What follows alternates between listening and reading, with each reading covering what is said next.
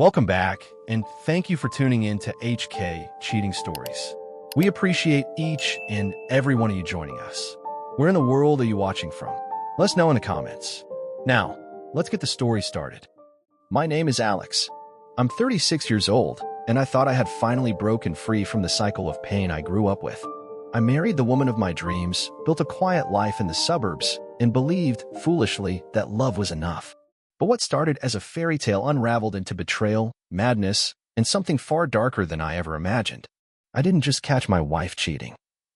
I survived her trying to kill me and the woman who helped me heal. If you think this sounds like fiction, trust me, I wish it was. But every word of it is real. I used to believe that if you searched long enough, loved hard enough, and stayed loyal through the storms, you'd eventually get your happy ending. That's what I believed until Melissa. You see, my childhood was nothing short of a war zone. My father was a good man, too good, maybe. My mother, on the other hand, was a nightmare in human form. Screaming matches at 3 a.m., shattered dishes, threats thrown across the room like grenades. And through all of it, my father stayed. He said it was for us kids, but I saw what it did to him, how it broke him from the inside out. So when I finally escaped that mess, I made myself a promise. I would never repeat that cycle. I would never let someone tear me apart the way my mom tore into my dad. I would choose better. I would be smarter. I would know the signs. And then came Melissa. She was 35 when we met, just a year younger than me. We connected on Instagram of all places. It started innocent enough. A few likes, some funny comments, a DM that turned into a 3-hour conversation. She was beautiful, hazel eyes that sparkled when she laughed, this wild, free-spirited smile that made you feel like you were the only person in the world. But it wasn't just that. She was clever, witty, and she got me. Like, really got me. It felt like someone had finally turned the lights on in my life. But here's the thing. I was cautious. I wasn't some love-blind fool. I'd seen too much. So I watched her closely during those first 2 years. How she talked to waiters. How she handled stress. How she treated her friends, her money, even how she reacted when someone cut her off in traffic. I ran her through every emotional test I could think of, subconsciously, quietly, just to make sure I wasn't falling for a mirror of my mother. And she aced them all. She was kind, patient, generous. She laughed at my dumb jokes and remembered little things I told her in passing. She brought me soup when I was sick, left love notes in my lunchbox, and would randomly plan weekend getaways just because she missed me. I remember telling my best friend Mark one night, I think I did it, man. I think I broke the cycle. God, how wrong I was. We got married in this charming little vineyard just outside the city. The ceremony was perfect. Friends and family were crying, laughing, cheering us on like we were the golden couple. I remember looking at her as we said our vows and thinking, this is it. This is where the pain ends and the peace begins. We bought a cozy little house in the suburbs with a wraparound porch and a tiny backyard garden where she said she'd grow lavender one day. I'd wake up some mornings, roll over in bed, and just stare at her sleeping thinking, how the hell did I get so lucky? It wasn't just love. It felt like redemption. But here's the twist no one tells you. Monsters don't always look like monsters when you meet them. Sometimes, they wear your favorite perfume. Sometimes, they say, I love you, with the same lips they used to lie. And sometimes, they look you in the eye and promise forever, while planning something much darker behind your back. The signs didn't come right away. In fact, for 2 years, everything was as close to perfect as I'd ever known. But perfection has a shelf life. And once it cracks, it falls fast. This part of my story? It's the calm before the storm. The memory of a life I thought was real. A dream I was living in, until it turned into a nightmare. At first, the cracks were small, almost invisible. You know how you ignore a leaky faucet until it floods the whole damn kitchen? That's how it began. The first real argument was about laundry. I know. It sounds ridiculous, but Melissa exploded because I washed her cashmere sweater on the wrong cycle. She screamed, I apologized, and we moved on. Or so I thought. But the fights kept coming. Louder, nastier, more frequent. And they were always over nothing. Dishes in the sink. The way I folded the towels. The brand of coffee I bought. Once, she got mad because I was 5 minutes late picking her up from her friend's baby shower. I told myself it was stress. Her job at the boutique was unstable, and she'd mentioned being overwhelmed. I tried to be understanding, but things escalated. Fast. She started going out more, girls' nights that turned into weekends. Her phone was always face down, always locked. She began spending hours in the guest room, working, but when I'd walk in, she'd quickly switch screens or shut her laptop like I'd caught her doing something illegal. Still, I chalked it up to anxiety, or maybe grief. Her father had died not long ago, and she refused to talk about it. I suggested therapy. Actually, I begged for it. I was the kind of man who believed that when something's broken, you fix it, not toss it in the trash. She agreed, reluctantly. We went to one session. She sat on that couch, arms folded, eyes rolling while the therapist gently pointed out how we weren't communicating well. When he mentioned that she seemed to avoid conflict resolution, she burst into tears, loud, performative sobs, and accused the therapist of attacking her. She stormed out before the hour was up and never came back. Later that night, she told me I was trying to make her look crazy, that I had manipulated her into therapy so I could feel superior. I just sat there, speechless, as she tore me apart like I was the enemy. Looking back, I think she was already gone by then. Maybe not physically, but emotionally, mentally, Melissa had started to drift. Her affection turned into avoidance. Her laughter became sighs. Her touch faded to nothing. We stopped sleeping together, not because I didn't want to, but because she always had an excuse. I'm tired. I'm bloated. I had a long day. For months, I slept beside a woman who acted like I didn't exist. No cuddles, no kisses, just cold sheets and colder silence. Our routines became robotic. We'd get up, go to work, come home, eat in front of the TV, and then retreat to opposite ends of the bed. Sometimes, we didn't speak a single word all evening, but I still held on to hope like a damn fool. I told myself that love had seasons, that we'd find our way back. I remembered the girl who once surprised me with a homemade scrapbook on our anniversary, who used to dance with me in the kitchen to old love songs. I missed that Melissa, and I kept trying to reach her, not realizing she was already somewhere else. Mentally, emotionally, and eventually, physically. The fights did die down after a while, but not because things got better. It was because we stopped trying. No more yelling, just indifference. That's the real killer in a marriage, isn't it? Not hate, but apathy. I thought I was being loyal. I thought I was honoring my vows. For better or for worse, right? That's what I told myself every time I stared at the ceiling at 2 a.m., wondering where she was or who she was texting. But deep down, I knew. I ignored the late nights. I brushed off the sudden interest in her appearance, the new lingerie she wasn't wearing for me, the perfume I didn't recognize, the constant defensiveness whenever I asked simple questions. It was all there, all the signs, but I refused to see them because admitting the truth would mean accepting that I'd failed, that I hadn't broken the cycle, that I'd married someone just as toxic, if not worse, than my mother. I thought love could fix anything. I was wrong, and soon, I would find out just how wrong I was. It was supposed to be a romantic surprise. I had just flown back early from a work conference in Chicago. Some system failure had caused a minor emergency at my office, and my team was being called home ahead of schedule. I should have been annoyed, cutting my trip short, canceling meetings, but all I could think about was how excited I was to see Melissa. It had been a rough few weeks between us. We were barely speaking. She'd been staying out later and later. I missed her, even if she didn't seem to miss me. I thought, stupidly, that maybe a spontaneous gesture would be the spark we needed. Like in the movies, right? The guy surprises the girl, she cries happy tears, and they fall back in love. So, on my way home from the airport, I stopped at this upscale florist downtown. Melissa's favorite flowers were purple orchids, exotic, delicate, hard to find.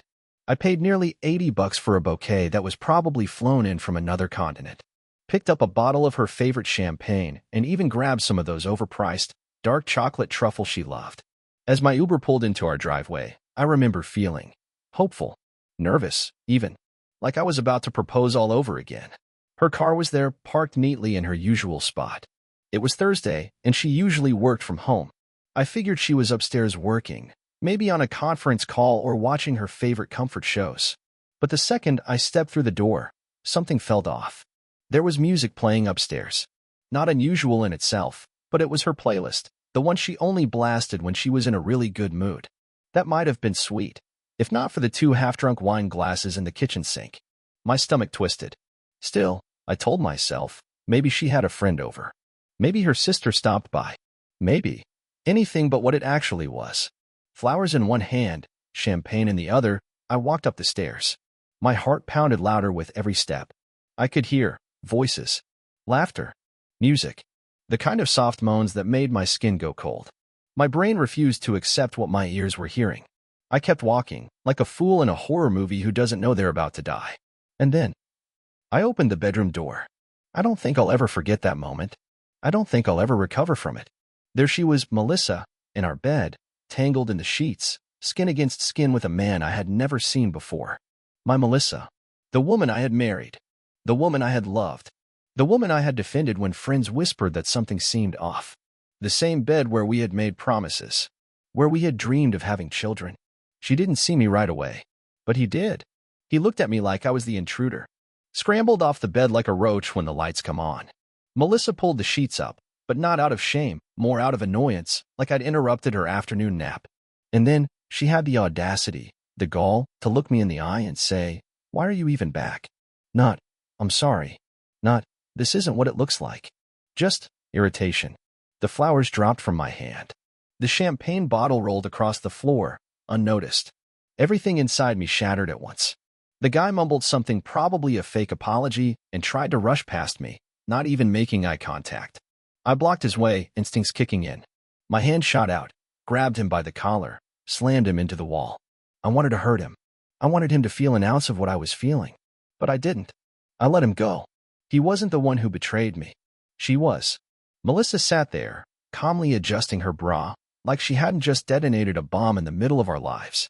I stared at her, jaw clenched, fist shaking, waiting for something. A reason. A crumb of remorse. But all she gave me was a sigh, like I was the one being unreasonable. "You weren't supposed to come home today," she said flatly. I didn't recognize her. Not the woman I married. Not even the version of her I had grown apart from. This was someone else entirely, cold, cruel, unfeeling. I couldn't speak. Couldn't move. Could barely breathe. Every late night. Every lie. Every fight I tried to fix. It all made sense now. She hadn't just cheated on me. She had planned it. Welcomed it. Made it part of her day. Like brushing her teeth. I stood there broken, next to a bouquet of crushed purple orchids on the floor. And that was the exact moment I realized. Our marriage was over. I stood there, frozen, like the whole world had stopped spinning in a single moment. Everything was still. The faint music playing from the upstairs speaker, the ticking of the hallway clock, and the sound of my own heart shattering into pieces. Melissa didn't say a word. She calmly adjusted her bra like I was a delivery man who had interrupted her afternoon nap. The guy she'd been with? He bolted. Didn't even glance back. Just scrambled out of our house like a coward, leaving behind the heavy stench of cheap cologne, sex, and betrayal. I don't even remember how I walked out of that room. My body moved on autopilot while my mind spiraled into shock. I was holding on to rage, humiliation, heartbreak, all of it tangled inside me like barbed wire. The flowers I'd bought lay crushed at the top of the stairs, petals scattered like confetti at a funeral.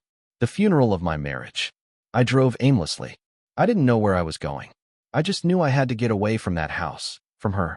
Eventually, I ended up at Mark's place, my best friend since college. The second he opened the door and saw my face, he didn't ask anything. He just stepped aside, poured 2 glasses of whiskey, and gave me the kind of hug only a brother would understand. "She cheated," I muttered hoarsely. "In our bed.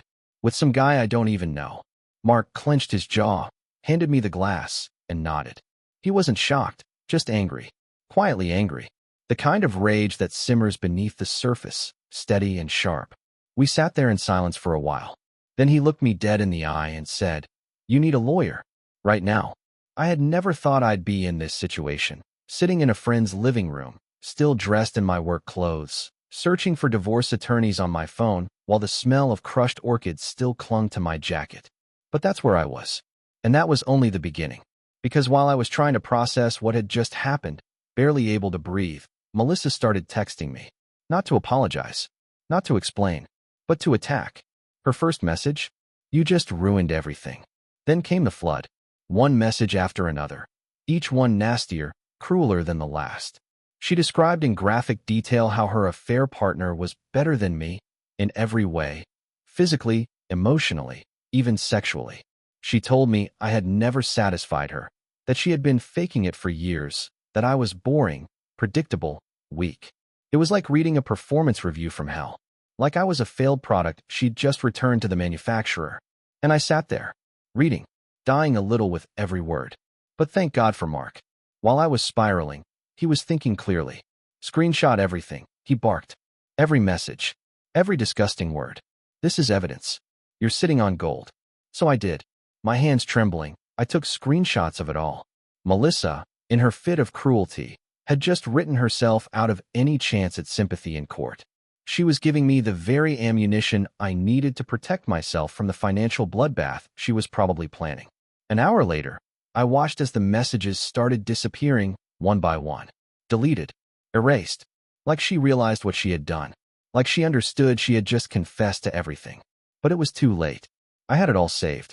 The next morning, I sat down across from a lawyer named Lucas. He was sharp, experienced, and most importantly, not trying to charge me the price of a small car just to get started. I showed him the screenshots. He raised an eyebrow, then smiled for the first time. You've got a real shot here, he said. If things are as you've said, we might be able to walk her out of this marriage with nothing. I nodded. I don't care about revenge. I just don't want her to take one more thing from me. We got to work. Freezing joint accounts. Separating assets. Gathering documentation. I was tearing my life apart piece by piece, just to survive what she had done. But Melissa? She didn't make it easy. She dodged the process server, changed her schedule, had her mother lie and say she moved to Florida. She knew Lucas charged by the hour, and she was going to drag this out until it bled me dry. Meanwhile, she kept living her life.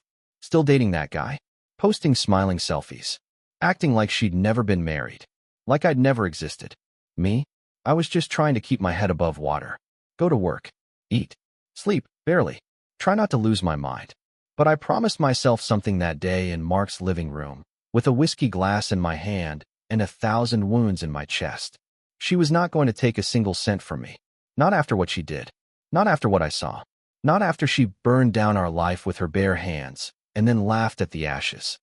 After weeks of sleeping on Mark's couch, living out of a duffel bag, and eating gas station sandwiches between legal meetings, I realized something terrifying. I didn't recognize my own life anymore. I had become the ghost of a husband. A man who once believed in loyalty, vows, and building a future together, now reduced to screenshotting texts from a woman who used to kiss me goodnight. I was exhausted. Spiritually bankrupt.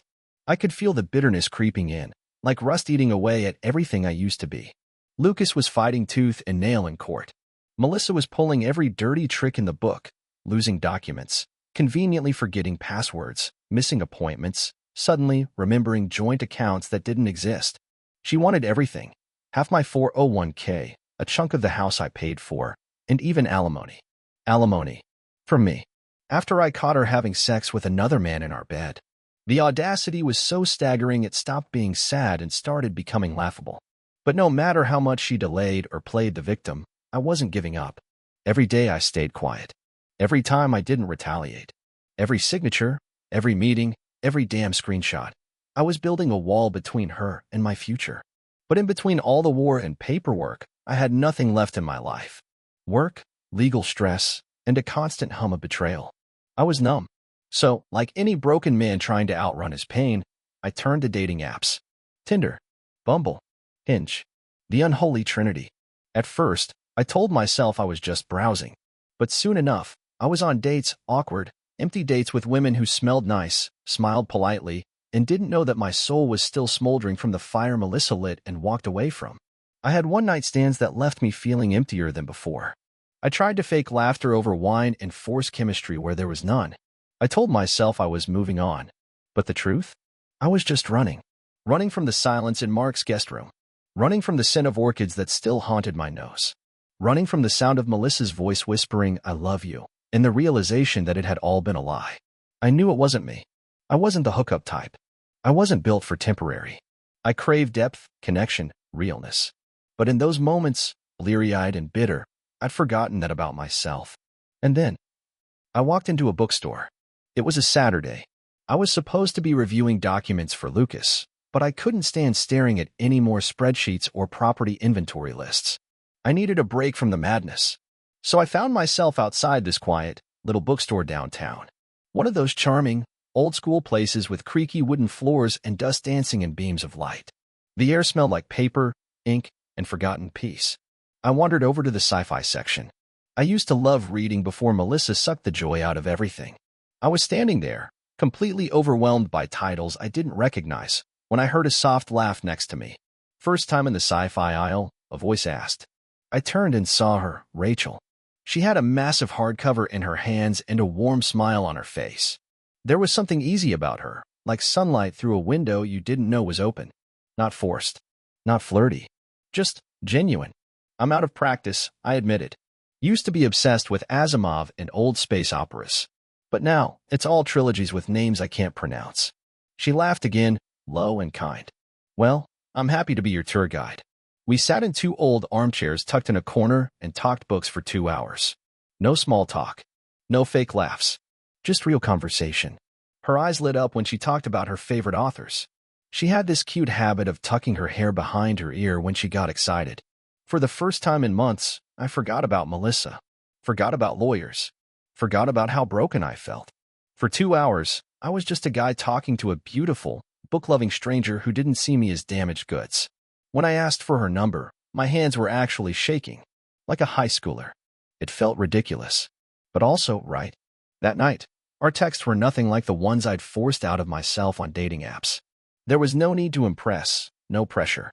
Just curiosity, comfort, chemistry. I told her about my situation early on, about the divorce, about the chaos. I expected her to back away. She didn't. Instead, she took a sip of her wine and said, "Thanks for being honest. We all have baggage, at least you're not pretending you don't." That was Rachel. Simple. Strong. No games. She didn't push for answers or make me feel guilty about what I was going through. She just showed up, over and over, with patience, with care, with quiet understanding. And I started to feel human again. It didn't happen overnight. But little by little, her kindness began to stitch me back together. And for the first time in a long time, I started to believe, maybe, just maybe, there was still something beautiful waiting on the other side of all this pain. But the past wasn't done with me yet, and it was about to rear its head in the most violent way imaginable. It happened on a Saturday. Rachel and I had spent the morning strolling through a little farmer's market, laughing about the weird-looking gourds and overpriced honey jars. After lunch at this tiny French cafe she loved, we walked back to her car, hand in hand, discussing whether we should watch a thriller or a sci-fi movie that night. For the first time in what felt like forever, my life was quiet, peaceful, normal. The kind of normal you don't realize you've been missing until you have it again. Rachel's laugh, the way she'd gently bump into my shoulder when she was teasing me. I was beginning to believe I could finally let the past go. But evil doesn't like to be forgotten. We were crossing the mall parking lot, mid-conversation, when I heard the engine. At first, it was just background noise, distant, like any other car in a busy lot. But then it got louder, angry, violent. The kind of sound that makes your instincts scream before your brain even catches up. I turned toward the roar and saw a blur of silver. A car, aimed directly at us. Speeding, tires screeching, sunlight flashing off the windshield like a blade. And behind the wheel, Melissa, her eyes locked onto Rachel like a predator zeroing in on prey. There was no hesitation, no last-minute swerve, no doubt. She was trying to kill her. I reacted before I could think. I grabbed Rachel by the arm and yanked her to the side. I wasn't fast enough. The car clipped her leg. I heard the crack, that horrible, sickening snap, before I saw her hit the pavement. She screamed, and the sound tore through me. I dropped to my knees beside her. Her leg was bent at an angle no human body should ever make. Tears streamed down her face as she clenched her jaw, trying not to scream again. Blood was already pooling beneath her, staining the asphalt. I fumbled for my phone to call 911, but the engine revved again. Tires squealed. Melissa hadn't finished. She'd backed up, slamming into another parked car, and now she was coming around for a second pass. She wasn't trying to scare us. This wasn't some moment of emotional breakdown. This was murder in real time. I wrapped my arms around Rachel, whispering, "I've got you. I've got you," over and over like a prayer, and dragged her between 2 parked SUVs. Every time I moved her, she cried out, but I didn't have a choice. If we stayed where we were, we'd die. The car slammed into the row of vehicles, metal crashing against metal. Alarms screamed to life all around us. The impact rocked the ground beneath us like a small earthquake. People were shouting now, running, pulling out their phones. Chaos exploded across the lot, but all I could hear was Rachel sobbing and Melissa's engine roaring. And then, silence. The engine cut. A car door creaked open. I peeked around the corner, and there she was, Melissa, calmly stepping out of the vehicle like she was arriving at a dinner party. Hair perfectly curled, lipstick flawless, wearing the same blazer she used to wear to work. But her eyes? Dead, wild, burning. She walked toward us, heels clicking against the pavement, each step like a countdown to the end. This wasn't the woman I had married. This wasn't even the woman who had cheated on me. This was something else entirely. A monster wearing Melissa's face.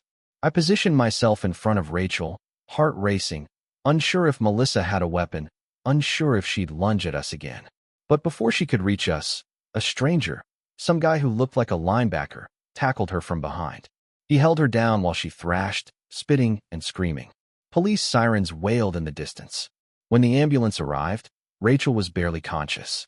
They strapped her to a stretcher, her leg already swelling and turning purple. She still managed to squeeze my hand and whisper, "I'm okay. You're okay," even though she was the one in agony. As the paramedics loaded her into the back, Melissa was still screaming, "You ruined everything. It's only been a year, and you're already *ing some bookstore B***. She had just tried to murder us, and somehow, she still thought she was the victim. I stood there in a daze, blood on my hands, Rachel's blood, as they cuffed Melissa and shoved her into the back of a squad car. And even then, she was screaming profanities. At me, at Rachel, at the world. And all I could think was, how the hell did we get here? 12 months ago, I was buying Melissa orchids and chocolates, hoping to save our marriage. Now, she was trying to turn my new girlfriend into a speed bump. The weight of it hit me like a truck. Melissa had followed us, stalked us, watched us, and when she couldn't control me anymore, when she realized I had moved on, she snapped. I kept thinking Rachel would leave me, that she'd wake up in the hospital and tell me it was too much, too dangerous, too insane, that she didn't sign up for this kind of trauma. But instead, she reached for my hand and said, "Well, at least we know she's not subtle." And then, she smiled through the pain. Even with her legs shattered, she was trying to comfort me. That's when I knew I would never let Melissa win. She had broken my heart, tried to break my spirit, and now tried to break the woman who made me whole again. But she failed, because Rachel was alive. And Melissa? She was going to prison. The story wasn't over. But for the first time, I had the upper hand. I wish I could say the nightmare ended the day Melissa was arrested. I wish I could tell you that once she was in handcuffs, everything magically healed, that Rachel's leg got better overnight, that I could breathe again, that the world made sense. But nothing about this situation was simple, especially not justice. Melissa was charged with attempted murder, aggravated assault with a deadly weapon, and reckless endangerment. The DA assigned to the case, thankfully, took it very seriously. She told me straight out, this wasn't a heat-of-the-moment thing. This was premeditated. Why? Because they had the whole thing on camera. The parking lot had no fewer than 6 different security angles that captured everything. Melissa is circling in her car. Melissa parking, waiting, watching us. Melissa accelerating straight toward Rachel. And worst of all, Melissa checking her lipstick in the mirror just before she hit the gas. That image will haunt me for the rest of my life. She looked calm, collected, in control, like she was preparing for a meeting, not a murder. The DA called it cold-blooded, and I agreed. There was no passion crime here. No snap judgment. She'd hunted us like prey. She didn't just lose her mind. She planned this. While the criminal case moved forward, my life became a carousel of chaos. Between hospital visits, legal prep, and dealing with Rachel's physical therapy, I barely had time to eat. Rachel spent weeks in a hospital bed with pins in her leg and a halo of bruises around her knees and hips. She tried to be strong, always cracking jokes, downplaying the pain, but I saw it in her eyes at night when she thought I wasn't looking. She was terrified. So was I? I'd wake up in cold sweats thinking Melissa had broken out of jail. I started triple-locking doors, avoiding parking lots altogether, and glancing over my shoulder like some hunted animal. And just when I thought I couldn't take any more, the trial began. The courtroom was a circus. Melissa showed up in her orange jumpsuit via video feed. Her once flawless hair now limp, makeup gone, but the performance? Still intact. She dabbed her eyes with tissues, shook her head like she was the victim. Her lawyer tried to spin it as a moment of emotional instability, the result of a devastating divorce and mental strain. But the prosecution wasn't having it. They showed every angle of the incident, frame by frame. The approach, the impact, the second attempt. They played the footage in court, and I watched the jurors' faces twist in horror. Then came the witnesses. There was the soccer mom who had been unloading groceries nearby and screamed when the car plowed forward. A teenage boy who recorded the entire thing on his phone. An off-duty retired cop who tackled Melissa before she could finish what she started. Each one of them confirmed it. This was no accident. Then Rachel took the stand. She was still wearing a brace, still limping, but when she sat down and looked the jury in the eyes, she told them everything. The moment she saw the car coming, the pain, the scream, the terror when Melissa backed up for a second strike. She didn't cry, not once. I've never been prouder of anyone in my life. Then it was my turn. I walked them through it all, from the cheating to the texts, the manipulation, the divorce battle, the stalking, the attempted murder. I showed the jury screenshots of her rants. I told them about the moment I looked into Melissa's eyes and realized she wasn't just angry, she was gone. When the verdict came in, it was unanimous. Guilty. On every count. I thought I'd feel relief. Like I could finally exhale. But then the sentence came down. 12 years. 12 years for attempted murder. A planned, calculated attack in broad daylight. And even then, with good behavior, she could be out in 7. I sat there, stunned, as Melissa burst into tears and told the judge, I wasn't myself that day. I almost laughed. Not herself? Who the hell did she think she was? Rachel didn't say a word. She just stared at her, cold, calm, unblinking. Melissa tried to meet her gaze, but Rachel never looked away. It was the most powerful thing I'd ever seen. But here's where things turned poetic. Because of the criminal conviction, the divorce court proceedings were a joke. Melissa, now a convicted felon, had to appear via video in her prison jumpsuit, while my attorney calmly listed every ridiculous demand she'd made over the past year. Half my 401k, alimony, the house. The judge didn't even let her lawyer finish. I'm not in the business of rewarding attempted murderers with retirement benefits, he said. Melissa got nothing. No house, no alimony, no car, not a cent from my savings. Just her personal belongings and a commissary account in prison. It was over, but I couldn't go back to that house. Every time I looked at the bedroom, I saw her with him. Every step up the staircase reminded me of the crushed orchids. The memories were embedded in the walls like mold. So Rachel and I found a place downtown. Nothing fancy, but it was ours. No ghosts, no echoes, just a fresh start, far away from the wreckage. She's walking again now. Her limp is almost gone. And one night, she said something I'll never forget. You know, if getting hit by a car was the price I had to pay to get you out of that mess, I'd still say it was worth it. That's Rachel. Tough as hell. Heart full of light. And Melissa? Well, she's got time to think. 12 years worth. Maybe more, if karma has anything to say about it. It's strange how life can feel brand new and haunted at the same time. Melissa was gone, physically, legally, emotionally. The verdict was read, the prison sentence handed down, and the divorce finalized with a swift, brutal efficiency I never thought I'd see from the justice system. It should have felt like closure. But healing doesn't come with a court order.